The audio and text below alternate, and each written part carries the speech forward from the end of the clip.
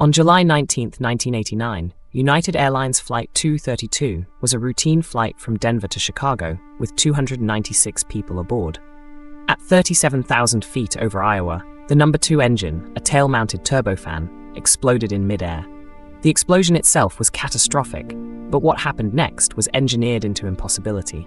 Shrapnel from that engine tore through the fuselage and severed all 3 of the aircraft's independent hydraulic systems at once. The DC-10 was designed so that if 2 hydraulics failed, one would remain to control the plane. But all 3 went dark. In an instant, Captain Al Haynes had no rudder, no elevators, no ailerons, no way to steer or climb or descend a crippled airliner carrying nearly 300 people. The root cause was a nitrogen inclusion, a microscopic defect introduced during manufacturing that created a point of concentrated stress inside the titanium fan disc. For years, it went undetected. 6 separate fluorescent penetrant inspections after the disc left the factory missed it entirely. The defect grew as a fatigue crack through thousands of flight hours, silently opening wider each time the engine cycled. On that July afternoon, after 42,436 hours of operation, the crack propagated to failure. The disc burst at thousands of revolutions per minute, with energy so concentrated it behaved like a shaped charge through the tail section. All 3 hydraulic lines ran parallel through that single corridor.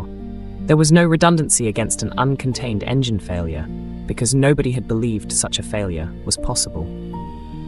With all hydraulics gone, Captain Haynes faced a scenario no aircraft was designed for. A training check pilot named Dennis Fitch happened to be a passenger.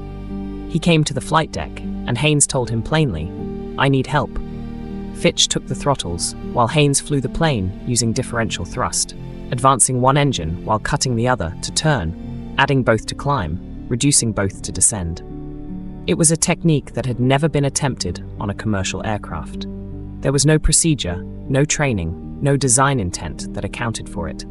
For 44 minutes, they wrestled the crippled jet towards Sioux City, Iowa. When they landed, the right wing tore apart on impact, and the fuselage broke apart as it overturned. But 184 people walked away alive. The investigation that followed changed how aircraft were designed, inspected, and how crews were trained to work together. Lessons the aviation world still follows today.